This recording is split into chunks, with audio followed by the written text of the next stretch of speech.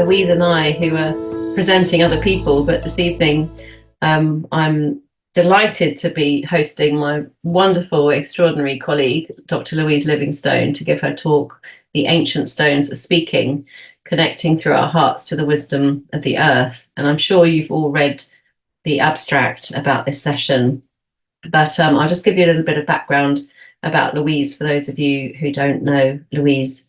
So Louise is co-founder and director of our Centre for Myth, Cosmology and the Sacred, and founder and director of the Heart Sense Research Institute. Louise taught on the Masters in Myth, Cosmology and the Sacred at Canterbury Christ Church University and completed her PhD there, the title of which is How Can the Thought of the Heart Offer Effective Ways of Engaging with Conflict, an Imaginal and Reflexive Study. Louise's work aims to reimagine the long-forgotten wise and intelligent heart for contemporary times, illuminating through research, contemplative action, and nourishing dialogue how the heart as a focal point of compassion, love, and kindness, and as an organ of perception and wisdom, is a valuable and vital ally in our world of increasing global challenges, injustice, and inequality. Her research has wide applicability in terms of social justice, sustainability, and the development of eco-consciousness. She holds an MSc in Holistic Science with distinction from the Schumacher College in Devon. So thank you everybody for joining this evening, and thank you, Louise, and hand over to you. We look forward to this. Lovely. Thanks, Mary. Lovely. So welcome everybody. It's lovely to see so many of you here, and I hope we're going to have a really beautiful hour and a half together as we explore the wisdom of the stones together. So for now, I've got a few slides that I'd like to share with you. I'm hoping that this is going to work. It's worked in numerous tests, so keep your fingers crossed for me. Okay, so yeah. Can everyone see that? Is that okay, Mary, at your end? Yes, yeah, all good. Perfect, thank you. So welcome to this talk. So it's lovely, as I say, to be here with you today, and I'm holding a vision in my heart, and many of you who probably know my work, I say this a lot, that we'll have a beautiful hour together of heart-to-heart connection. And as many of you know, I'm a teacher, a researcher, an explorer, a stone whisperer, and scholar of the imagination. And just to say that my academic research is transdisciplinary. So I think that's what adds to the richness of what I'm going to be bringing through this evening in our time together. And so my research spans across depth psychology, holistic science, cultural history, spiritual philosophy, ecological consciousness, sustainability, and conflict resolution. So Mary's introduced me beautifully, so I won't say any more about my background, because I'd like the words and the images and stories that I'm going to share today to give you a genuine flavour of the work that I do, and consequently create the vessel through which we can dream, imagine, and connect to the natural world and to the world of the stones together. So before moving on, I'd like to say that my life's journey has been guided by two incredible sources of wisdom, my heart and the stone kingdom. And I'll paint a bigger picture as we move deeper into this talk that will put this statement into context for you. And also just to say that all but one of the pictures on my slideshow today are taken from my adventures on the Penwith Peninsula, which is in the farthest southwest corner of the UK in Cornwall. And the majority of them were taken on my most recent visit there at the end of last summer. And so much of this talk that I'm sharing with you today came into being as I walked among the stones and opened myself to receiving their wisdom. And I'd like to draw your attention to one of my stone guardians. So hopefully you can see this stone that I'm showing you now. Beautiful piece of granite here that travels with me a lot. It's a very wise teacher, this stone. insists on being with me regularly. So you might just like to just say hello from your heart to the heart of this beautiful stone. And I'll speak a little more to the deep importance of this stone's presence in my life as we move deeper into the talk today. So, as this session today is about connecting to a world that comes into being through a deeper, more contemplative mode of awareness, I'd like to invite you to indulge me as we take a few moments together to connect, to bring in the intelligence of our whole body and our heart's wisdom in particular. So if it feels comfortable for you, I'd like you just to ask you just to close your eyes or rest your eyes in a soft gaze. And you might like to place your palm or your palms over your heart, over your chest, and just take some gentle breaths in and out of your heart. Just taking your time to really arrive here in this Zoom room together from all parts of the world. We're all gathering here on this Zoom call. And just really sinking into the land of the stones across all parts of the world. These stone beings that brim with stories, legend, and mystery. And so just breathe in and out at a rhythm, depth, and pace that feels comfortable for you. And really just breathing into your heart, consciously focusing on your heart. And if some of you find this difficult, you might like to bring into your heart's awareness someone or something that means a great deal to you, that makes your heart smile. It could be a friend or a family member or a beloved pet or a memory of a time or a landscape. But just with every breath, just bringing that focus into your heart to activate your heart's wisdom and awareness. And you don't have to intellectualize this. Just trust your heart, your whole body wisdom, that you are connecting. You might like to offer your heart a silent prayer, something like, I am here, I am listening, I am opening to your loving guidance in living relation with the unfolding story and conversation of the world.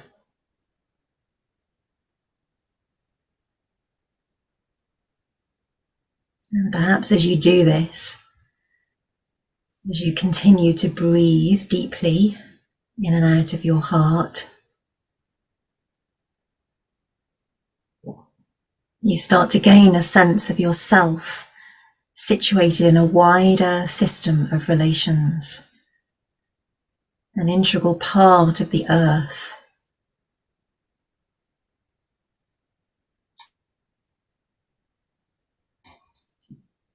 The trees, the plants, the animals that call this place home, the rocks beneath your feet, each with their own special, unique story to tell.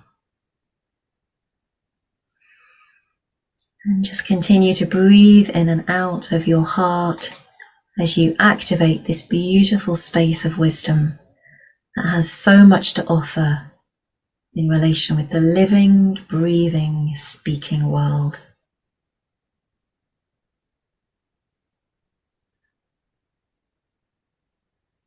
And just becoming receptive, open to the words that I shall be speaking and the messages that I shall be bringing from the stones today.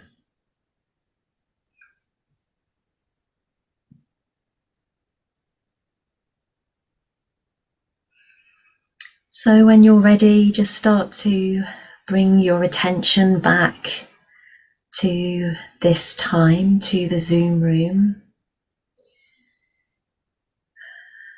Just breathing deeply, becoming aware of the sounds within the room around you, your physical body sat on the seat beneath you.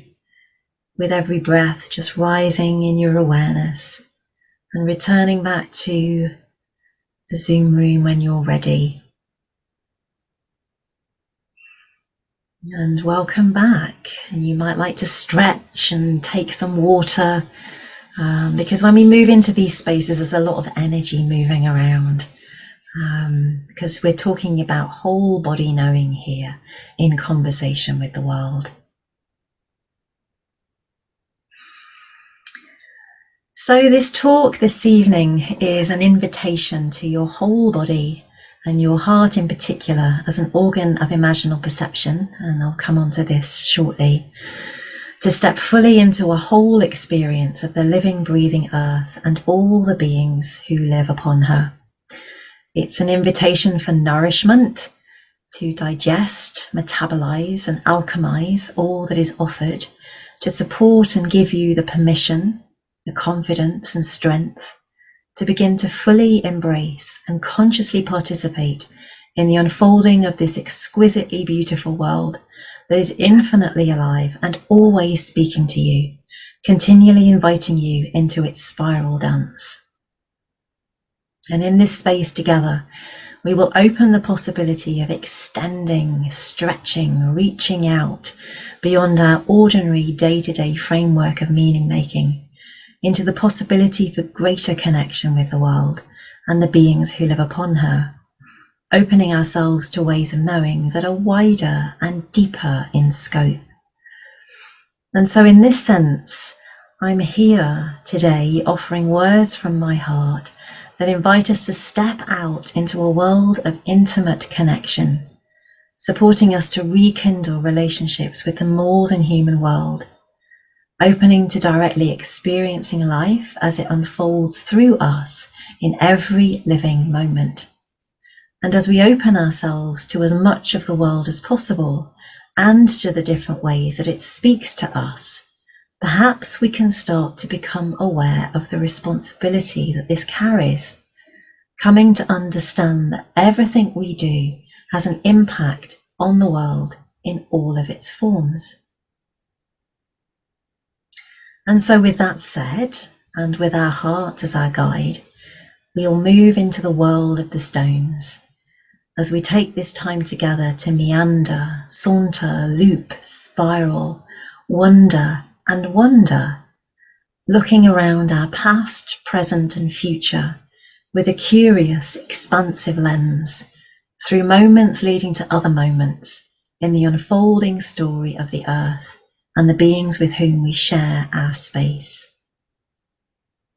And it's with this invitation in place that I want to offer up a story of love, connection, loss, remembering, and reconnection. A story that endeavours to rekindle a recognition of our deep embeddedness in the earth story and the language of the stones. And as I speak the words of this story, I invite you to move back into your heart. And you can do this by placing your palm over your heart and breathing in and out of your heart, activating your heart space and the wisdom that resides there. And I also invite you to be aware as you take these words into your heart and allow them to sink deep into the cells of your whole body, for they are also aware. What specific parts of this story that I'm sharing claim you? What in particular makes your heart rise or sing with excitement, or the hairs stand up on your body? What makes you feel uncomfortable or tight or conflicted? What, if any, memories surface that you have perhaps forgotten until now? These feelings and thoughts, memories and reflections are offered to you by your whole being, experiencing life as it unfolds through you. It's a way of knowing and making sense of the world that is as old as time. It is the world of our ancestors, the time of the eldership of the rocks, as they offer our ancient ancestors their wisdom, arising out of their billions of years of experience of their own life on Earth.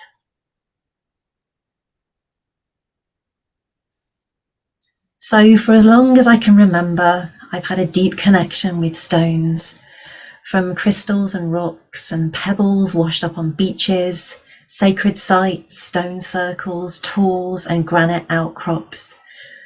My home, those of you who know me, car and pockets and handbag, they're just all crammed full of rocks and crystals and stones. And it's difficult for me to describe this connection. However, when I'm with my stones, I feel in a deep, loving relationship with them. They have the capacity to transport me and transform me into a different frame of reference.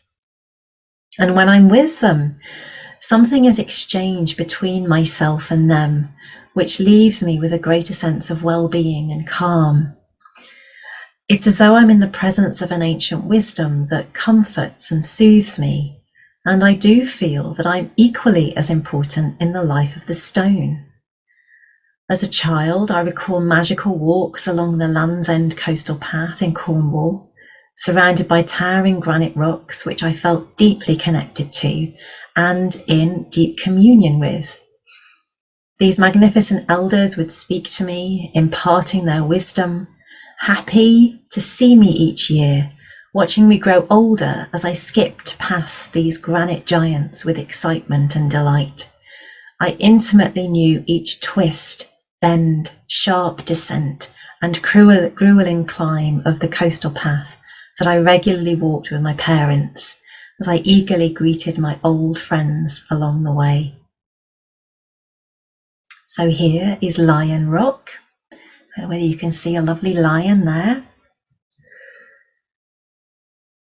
And here is Puffin Rock. And here is Rabbit Rock. And these are the names that they gave to me as I saw them. But they may well be communicating with other people who walk along this path in many different ways. And this is the old man who is a real deep friend of mine. And Crocodile Rock,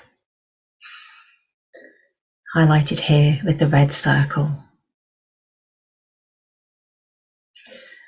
And even now, when I revisit this mystical land, I am transported back into the enchanted world of the stones, feeling joy in my heart as I reconnect with these friends, these old friends, and all the stone circles, dolmens, tors, and standing stones that cover the myth-soaked land of the Penwith Peninsula.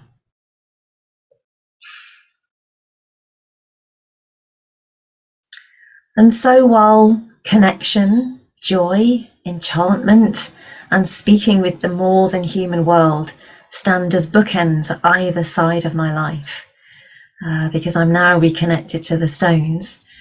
But the time between high school and the late 2000s is a story for me of separation, loss, grief, and a descent into illness.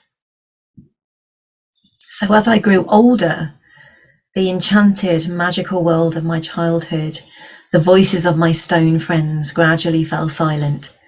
High school beckoned and I wanted to fit in. The playground was not a friendly place for a quiet, sensitive girl who talked to stones. The way of knowing and relating to the world that was as natural to me as breathing was lost. And as the enchanted world of my childhood faded out of my life, I found myself experiencing physical illness, and when I was 18, I developed viral myocarditis. And this left me seriously ill in hospital, and I experienced 3 cardiac arrests and was fitted with a pacemaker. And a decade later, I experienced complications with debilitating cardiac arrhythmias. And so over the years, I continually withdrew from the world, unable to understand what was happening to me. the world that I was living in, as the world of my childhood did not fit into the world that was available to me as an adult. And as the late depth psychologist Carl Jung laments, when we lose a deeper way of connecting with the earth, no river contains a spirit, no tree is the life principle of a man, no snake the embodiment of wisdom, no mountain cave the home of a great demon. No voices now speak to man from stones, plants and animals, nor does he speak to them, believing they can hear. So for me, this loss was deep and grief pained my heart. And I now understand in all the work that I've done, all the research that I've undertook, that all the physical issues that I've experienced with my heart was because my heart wanted me to return, to turn once more back to its wisdom. And it had no other way of gaining my attention. As I reflect back, I can sense that my heart was constantly calling me back, willing me to listen and to turn my attention as well back to the living, breathing, speaking world that wanted to speak to me, to support me and to heal me. And so this call was made manifest through cardiac illness, as well as severe anxiety and panic attacks. And I eventually found myself, because I didn't understand the world that I was living in, studying for a master's at the Schumacher College, and then moving onwards to take a PhD in transformative learning, where I spent 5 years in deep conversation with my heart, learning once more my heart's language, understanding where my disconnection from the world originated, and returning to my heart, I began to reconnect with a world that was deeply communicative.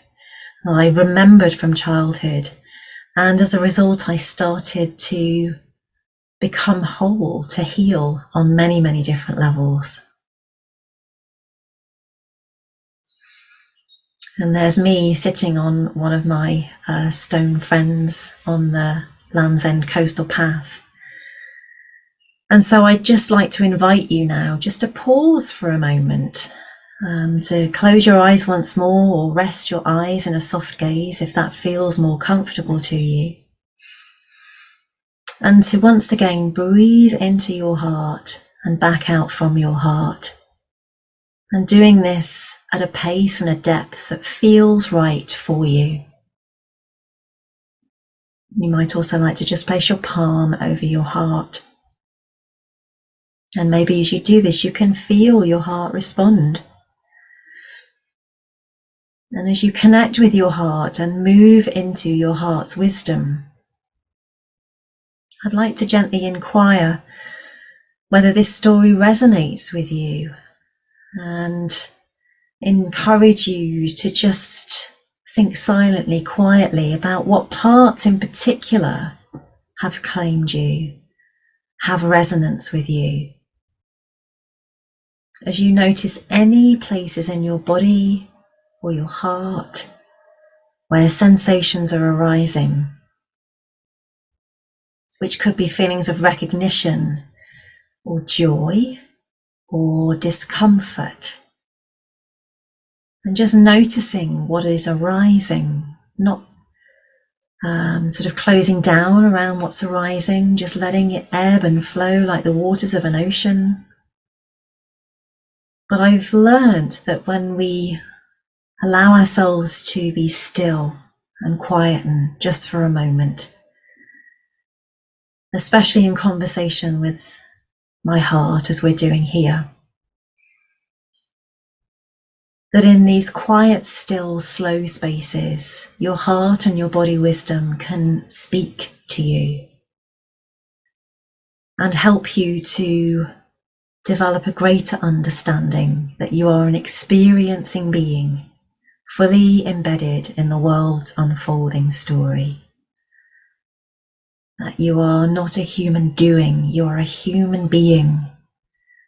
And so these spaces for reconnection to yourself and to the natural world are incredibly precious and important.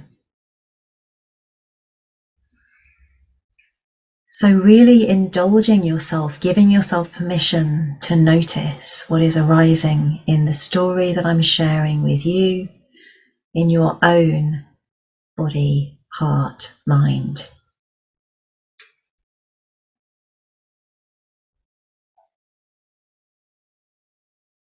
So why am I sharing this story with you? And I think it's a story that is important for a key reason, which I write here on this slide. It's the lens through which we meet the world that creates the possibility of the world that we engage with. And so in simplistic terms, the lens through which I met the world as I entered my late childhood was too narrow and too shallow to hear anymore the calls of the world. And so from that lens, from that perspective, the world began to fall silent. But that doesn't mean that the world stopped talking.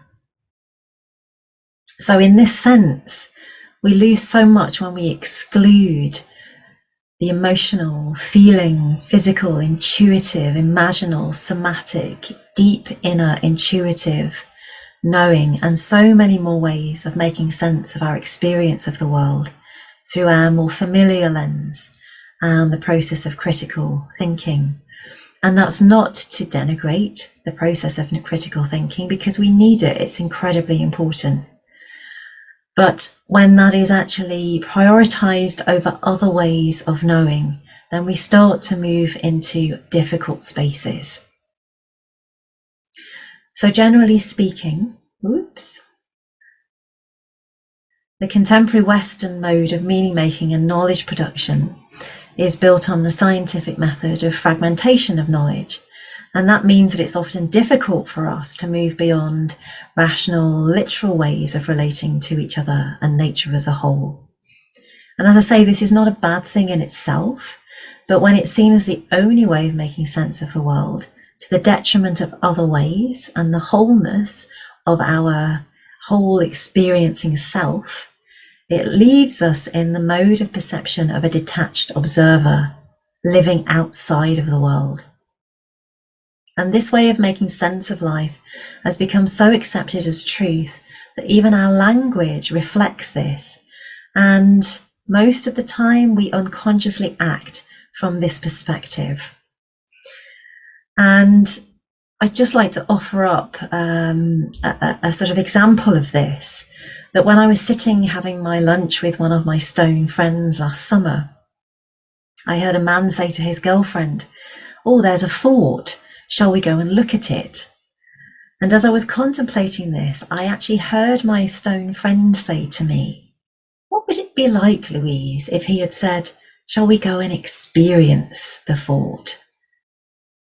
The words "look at" imply detached observation and disconnection, and the word "experience" implies relationality and connection.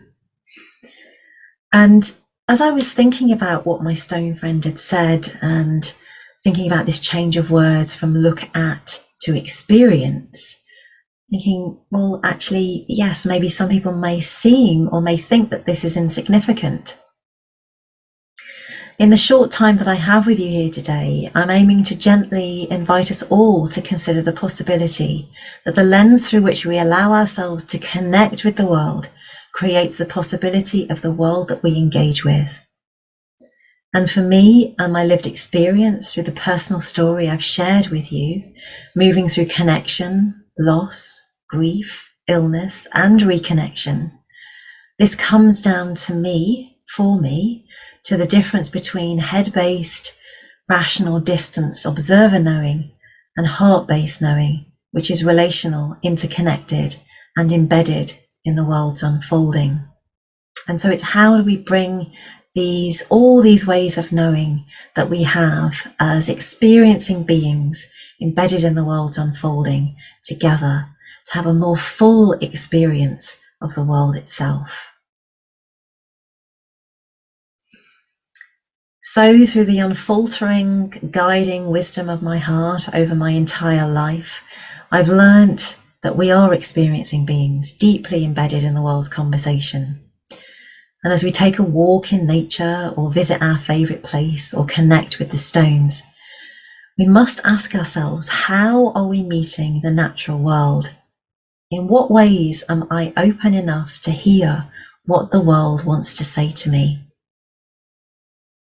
And so if we take seriously, as we are doing in this talk, that the world speaks in a myriad of languages, not necessarily in the language of English through which I'm communicating with you here today, but colour, smell, taste, and a whole range of other subtle ways and energies, it stands to reason that we, as human beings, need all of our faculties of knowing to hear this language and to help us to make meaning. Because this then opens the door to consider seriously our whole selves as a perceptive organ, meaning using somatic or bodily knowing and the faculty of the imagination, which I shall speak to shortly. And in my personal experience, this means including deep inner knowing, intuition, dreams, spontaneous images arising in awareness, bodily sensations, spontaneous memories that might arise, and reflections into our experience of our relationship with the world. And so set in this context, it becomes clear that we are unable to fully engage with the world through a more narrower mode of perception, and particularly one that creates a detached, disconnected stance. And as the wonderful, late Australian ecofeminist philosopher and activist Val Plumwood says, what kind of stance can a human take that will open her to a responsive engagement in relation to non-human others? And Plumwood herself argued for an enriched view of the world, within which all relationships are honoured and are mutually informing.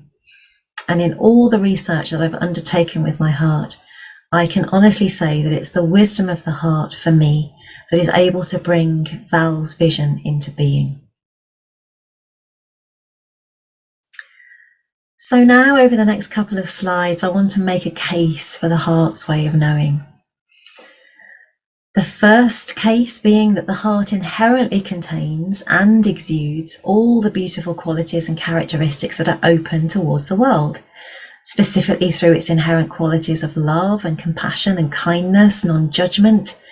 The heart is predisposed, oriented automatically towards inviting, allowing, welcoming in the world. It's the perfect place to begin any connection or relationship. And secondly, as I've said before, the natural world speaks in a myriad of different ways or languages. And its language is moving, it's living, unfolding in the present moment. So as you move through the world, how does a stone or a plant, a tree, an animal or a landscape claim your attention? As I've said previously, these beings may not necessarily communicate in English in the way I am doing here right now, although for some people that is the case, but they speak in their own way, through the way that they look, through subtle cues, through smell or taste or energetic communication. And it's our heart which is best placed to receive this communication in my own understanding. And it's really interesting that recent research from the HeartMath Institute in America have discovered that the heart responds to images 1.3 seconds prior to the brain, which is just one example of how the world speaks to our hearts first, claims our hearts first. And this stone that you can see on the picture on the right-hand side, I saw as I climbed the top of this granite outcrop, and there waiting for me was this beautiful heart-shaped stone rock on the top of this granite outcrop, just waiting for me as I was thinking about writing this talk. So that for me is an incredible synchronous event and part of the conversation that develops between me and the Stone Kingdom. And the heart's role has The heart's role has a long tradition in mystical Sufism and in the Christian East, where it is a place of connection to the divine or the transcendent realms. And I'm not going to be speaking to this theme in my talk today, but the point I'm making is that the heart can connect us to realms beyond our ordinary day-to-day modes of consciousness. So the late religious philosopher Henri Corbin studied deeply into the mystical Sufism in the mid-1900s and understood the heart to be an organ of imaginal perception. That is the place where one receives the world as it speaks in all of its rich complexity.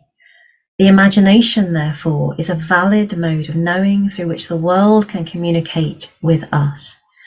And the heart, that receives the world first, is the place through which we can receive the world's communication. And in this sense, we can understand the heart to be an organ of imaginal perception. When we move into the possibility of seeing the world through the heart and the imagination, we reconnect with a conversation with the world that has never, ever stopped. It was just us who stopped listening. So now let's just start to pull all of these threads together. At the beginning of this talk, I said that I was a scholar of the imagination. And in the context of this session today, there are two key points that I'd like to make clear, as having an understanding of them in this context supports us to contemplate the possibility that we do have other ways of knowing available to us that can support us to hear the earth and therefore the stones speak. So the first is the imagination as a mode of knowing, and the second is the heart, which makes the imaginal mode of knowing possible.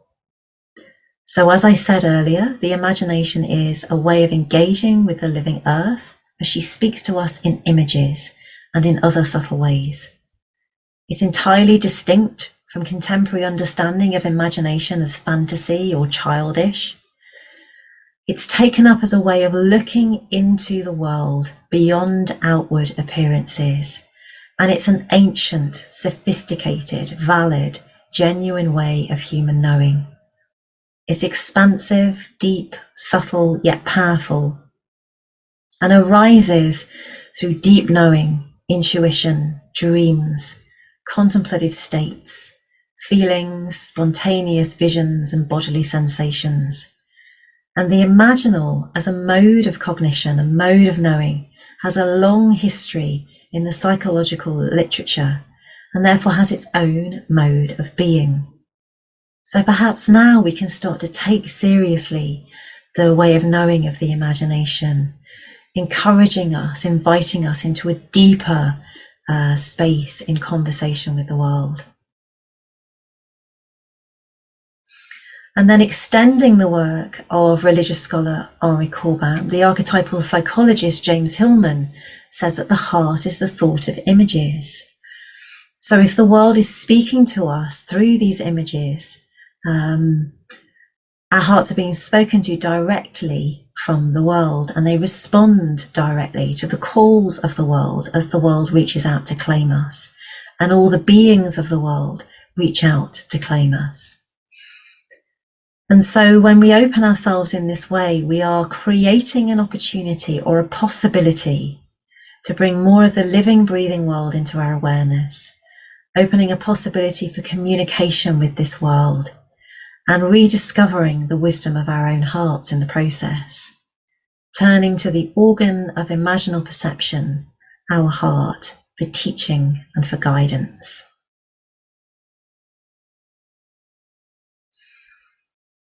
And for many shamanic teachers and eco-psychologists and therapists, they say that the imagination, the mode of the imaginal, is the way that we move. It's how we move towards the place where we can touch the mythic and enter the dreaming of the earth herself. It invites us into deep relationship and communion, feeling into and sensing the world with all that we are, and making meaning in an expansive, wide field of perception that includes ourselves in relationship with life as it unfolds and flows through us and around us. as we feel and deeply know and intuit our way into the world that lives beyond form and also lives in form. It's a relational space.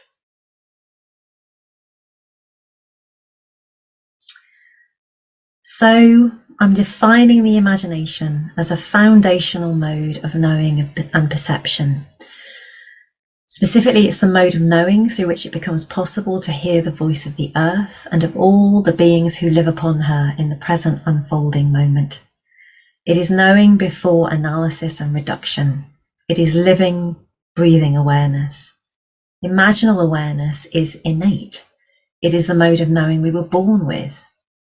In this sense, I'm speaking of the imagination in its broadest context, and I'm making the case for the imagination as a valid way of making meaning in our lives. And the organ through which the imagination operates, for me, is the heart. And as I think back to the way that I connected with the stones and the land in my younger years, as you can see there with Crocodile Rock, Poffin Rock, the Old Man, Rabbit Rock, Wolf Rock, I know that I was connecting through my imagination, this sophisticated, valid, genuine way of knowing that each of us has to connect with the world as it speaks to us beyond words. And while school perhaps educates us that the imagination is only for young children, if taken up as a valid mode of human knowing with a long history of great importance, it can lead us into deeper meaning making, allowing us to see more and experience more. The imagination gives us permission to fully experience the whole world, lifting, deepening, broadening our experience in communion with the discursive intellect, which perhaps we would say is situated in the brain in the Western contemporary framework, and the imagination in the heart as the organ of imaginal perception, and offers us an expanded way of being in the world, looking into the world beyond outward appearances, allowing us to have a fuller experience, the potential to become whole and to heal.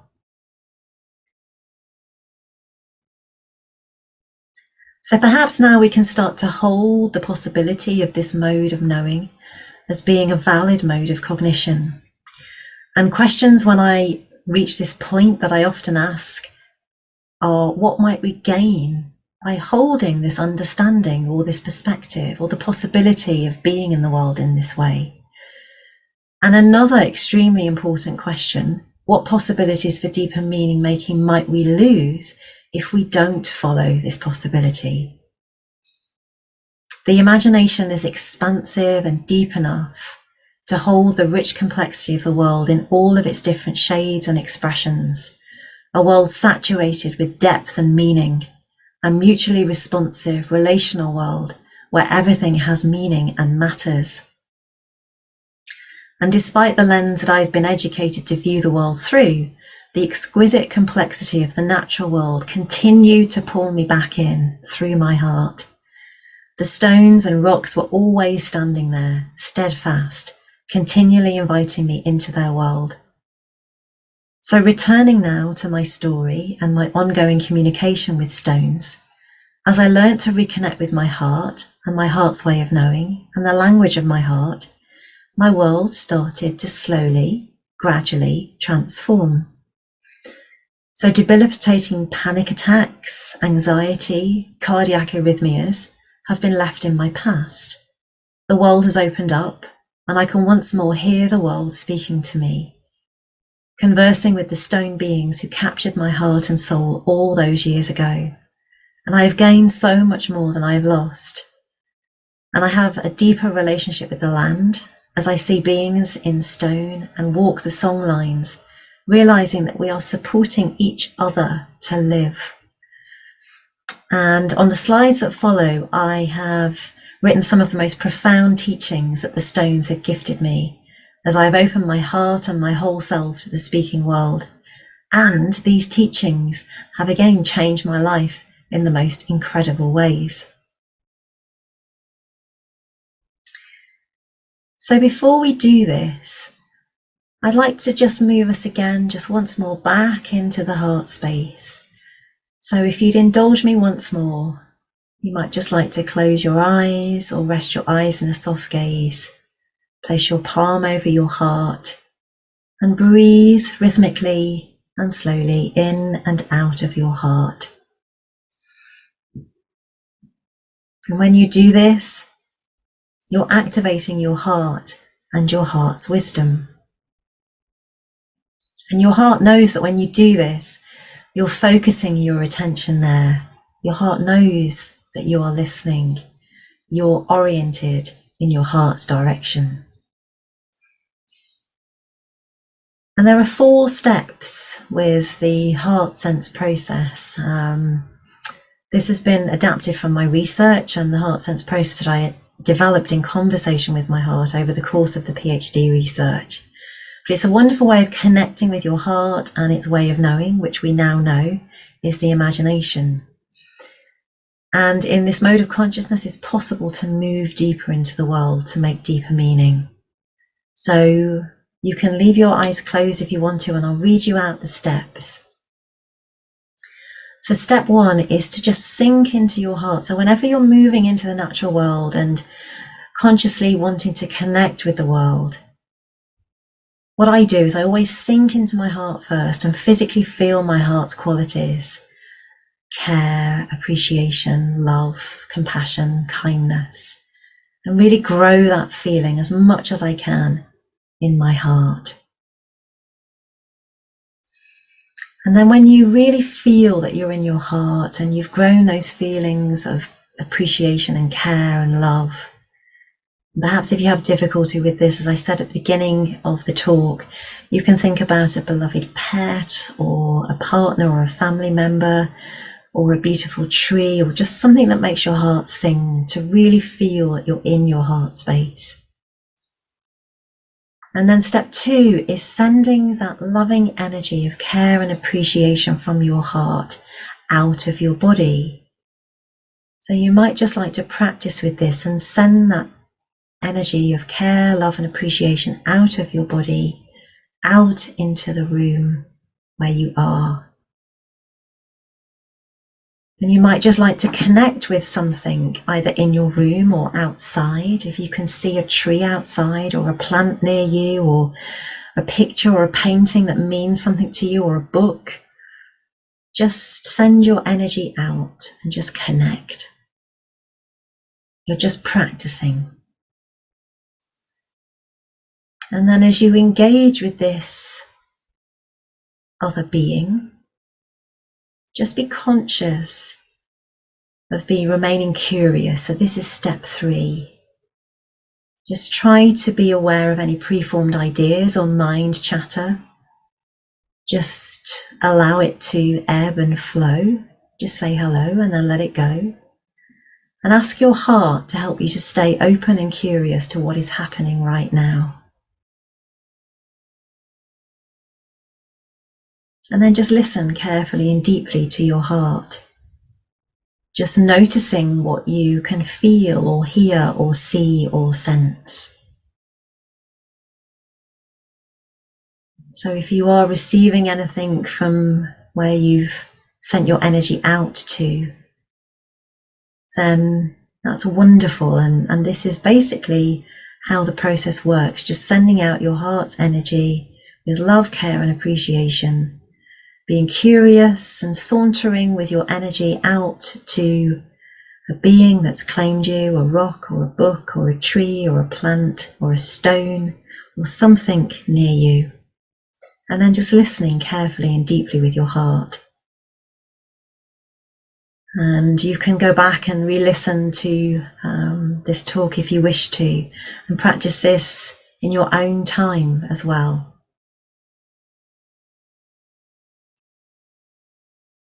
So just very gently and carefully opening your eyes now, and just bringing your energy back into your heart space, thanking the being that you connected with, always saying thank you afterwards in this relational space. But just now leaving your heart open as we just listen to the stories of the stones over these next few slides. And as you leave your heart open, what is your heart enabling you to feel or hear or see or sense, intuit or know.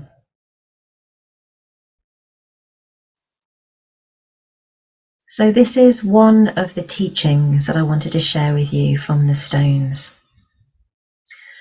And this is an excerpt from my journal back in March 2011, quite a while ago now. So I was sitting meditating on a stone, looking out over this view that you see in front of you, the Land's End. And then the stone said, when the mists clear, the rocks appear on the horizon. They were always there, still, silent and strong. Only when the clouds lift and the mist clears do they reveal themselves in all of their magnificent glory. So I can see the rocks, but can I travel there across a treacherous sea? If I can see them, then I have a much better chance. So what's arising for you as I share this message? Are there any thoughts or feelings or memories or reflections or deep inner knowing from this one particular message from the stones? Where is your heart guiding you? And what is your heart saying? Personally speaking, I return to this teaching often as it gives me strength in challenging times to keep my heart and mind open as I move through the world. So as I keep my focus on my stone teachers, I know that I'm always on the right path with a clear view ahead of me. And I promised that I would also tell you the story of my granite stone guardian. So here's my beautiful friend, my stone elder, and I showed you right at the beginning of this talk here today. And as I sat and communed with the land in 2011 on a granite outcrop near Puffin Rock, as you can see on this picture there here, I was gifted the following message. And just to say that in 2011, I was suffering with debilitating anxiety and panic attacks. So it was all I could do to even get myself out onto this particular rock, onto the coastal path, because I was in a really bad way. And I was meditating, my eyes were closed, and I heard this message. Whenever you are worried or fearful, remember the magnificence of this place, the planet, and by virtue the entire universe. You have all of this power and magnificence within you. Remember your true essence. Connect to the ancient stone people, the stone animals, and me, Puffin Rock, whenever you need us. And now you can take your stone as a gift from us. It is something for you to help you remember. And this is my gifted rock. So as I opened my eyes and I looked down, this incredible piece of granite was at my feet, and it had not been there previously. And so with tears in my eyes and my heart wide open, I tenderly picked up this stone and heard the words, "Within me is all the information you will ever need." And this stone has been with me ever since. Through thick and thin, through my entire journey to this point.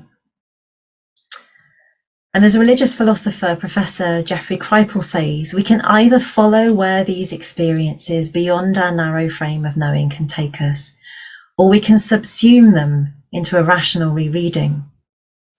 And deep in my bones, I knew that offering a rational explanation was not the right thing for me to do. So I opened my heart and I followed. I contemplated this message with this beautiful stone as a reminder, and I had a strong sense of being that this stone was my ancient ancestor, my elder. And I then wondered, if I took the message of this stone seriously, where could this take me? And the teaching that I'm going to relate to you now occurred over many months and years. So over time, I recognize what stone was saying to me, what this beautiful piece of granite was saying to me. In living, breathing, present moment inquiry, in deep relationship with the stones along the coastal path, I began to develop a real sense of the wisdom of these stones, standing as silent sentinels for tens of thousands of years. I then had a sense of the deep time of stone, standing strong, being weathered by powerful storms, yet still there to greet me year on year, lifetime after lifetime. And I realized that they were teaching me strength and peace. And if I embodied the wisdom and living presence of stone, I could change how I perceived and consequently acted in the world. Through this simple yet profound message, I finally understood how the stones teach us to walk in the world with care and respect, and how they are incredible peacekeepers and teachers. And as I took this teaching deeper into my body, my heart, my mind and soul, I began to heal. Synchronicities took place. I found myself at Schumacher College, deeply immersed in the earth, and I started to hear the earth speaking again, just as I had done as a little girl. And I found I was healing on so many levels. So again, I just want to ask you, what is arising for you as I share this story? Any thoughts or feelings or memories, reflections, deep inner knowing? Where is your heart guiding you? And what is your heart saying? So again, I return to these two important questions. What might we gain by engaging with the world beyond our mind-based intellect, through the way of our heart? And what possibilities for deeper meaning making have we lost if we don't follow where the stones and their guidance are taking us? And I also want to say that this is not a great picture of me, and my dad said, "Oh my God, Louise, please don't show this picture." But I actually want to show you this picture because it's incredibly important to me that back in the summer last year, I took the time on my own to actually walk from my bed and breakfast to a place called Carnles Bowl, which is a place where the Michael and Mary line actually lands on the English coast in Cornwall. And it's about I think it's an 8-mile round walk. And just to say that, I did this on my own. There was nobody else with me. And I know that doesn't sound like a big deal, but about 15, 20 years ago, I was seriously ill, agoraphobic, wouldn't go anywhere on my own, was incredibly ill physically as well, with cardiac illness. And so I want to show this photograph as a kind of homage to the stones, because without them, I don't think I'd have been able to have done this. And I owe them so much. So as I say, not a great picture. I don't look it's not incredibly flattering, but it actually carries a lot of meaning.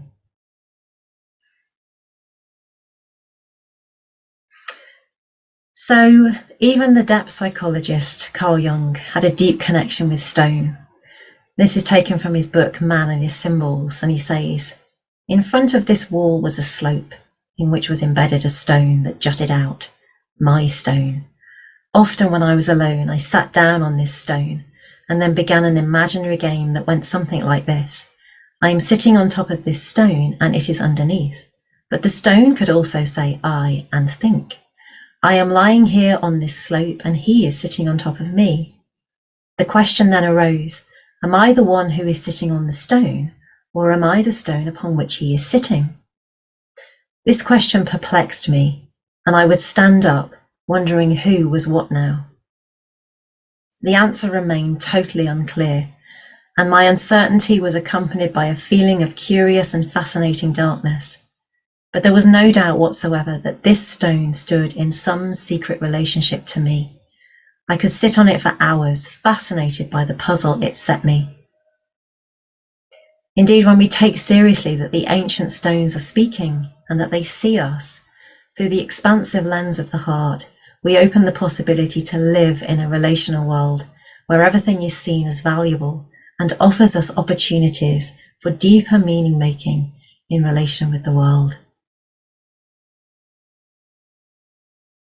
So through reimagining the heart in a contemporary framework, I am suggesting that the heart and the heart's way of knowing and making meaning in the world speaks urgently to our own troubled times as a way through which we can all move into a deeper experience with the world itself, opening up to a long forgotten dialogue.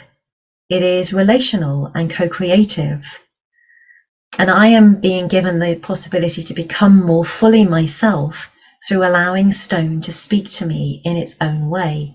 And stone can become more fully itself through me as I engage all my ways of knowing and being. And through the wisdom of my heart, Puffin Rock, Crocodile Rock, the Old Man and Rabbit Rock, they all live in my life and make meaning. And I can greet these beings as old friends and they can greet me. I am open to a deeper relationship with the natural world. I can see more, hear more, experience more. And as I follow where this communication leads, memories surface that I might not have had the possibility to recall through a narrower focus of perception. And these memories take me down another train of thought. And just like that, I am making meaning and learning more about life in living, loving conversation with the world. Everything starts to become alive and shimmer with light. I realize that I am an experiencing being, fully embedded in the world's conversation. Life has meaning, and I am part of something extraordinary. Over time, my relationship with the world deepens. I act differently. In conversation with the stones and my heart, the world changes. I am no longer a detached observer. I am sitting at the feet of a 4.6 billion year old ancestor, the earth, and learning from all the beings who live upon her. My heart once said to me, Louise, when you work with me, expect miracles. That incredible realization for me, as well as my own healing journey, is my miracle. And I think today, more than ever, we need to seriously take up our imaginal mode of perception through the wisdom of the heart to help us to make deeper meaning. This way of engaging allows us to see more and experience more. It gives us permission to lift our world into the mythical, the very real world of story and direct lived experience in relationship with the world. And this way of knowing is 100% valid and important. So as I return to my talk title, The Ancient Stones Are Speaking, that is what I really mean. They are speaking and communicating in living present moment relationship with me, with everyone. I did not come here to this talk today to talk about the stones, trying to fit my lived experience into a narrow framework of understanding and perception that renders me a detached observer. I came to talk about my direct experience in living, loving relationship with the stones themselves. The ancient stones are speaking in their own unique way, in their shape, their composition, their placement in the landscape, the beings that live upon them, the offerings that they are adorned with, in the way that the sun lights their flanks on special days of the year, the vast context that they find themselves in. They speak through how they make us feel, as we note our body responses, dreams, fizzing or tingling feelings. This is their language. This is their realm, the world of the mythic and the imaginal that is just as real as the world of our day-to-day modes of awareness. It is the heart that opens up this world to us, and it is the heart that understands. And as I draw my talk to a close, I am wondering, as I ask you once more, just to breathe into your heart and place your palm over your heart if you would like to. What is the question that you hold in your heart for that river-washed pebble or that granite sentinel standing on that wind-ravaged outcrop? What treasure does your heart seek in deep living relation with your ancient stone elders? And what do your ancient stone elders seek from you? Listen closely And as you open your heart, may you hear the ancient stones calling you home, back to the myth-infused, animate, living, breathing world. And so I'd just like to share a poem with you because I just adore this poem. It's called Star Child, and it's written by an incredible poet called Sue Bayliss. And this poem was gifted to her by the Stones following a visit to West Kennet Longbarrow and Avebury in July 2017. And I will warn you now that I do get a little bit choked up when I read this poem, so forgive me if I do. It's called Star Child. Here I stand, surveying curves of corn, sentinel, guardian of this sacred ground, weathered but not weakened in my resolve. Painted by lichens, buffeted by gales, pounded by the rain, I stand firm. Others were taken, hacked at, smashed into pieces and carried away. Pagan fragments converted into an alien church. The goddess wept. But now I sense a welcome presence, feel the softness of a hand, warm breath meets my sun-heated stone. A cheek is laid on my curving flank, the hand strokes slowly along my contours. Can this being recognize my soaring spirit, know me as a child of the stars?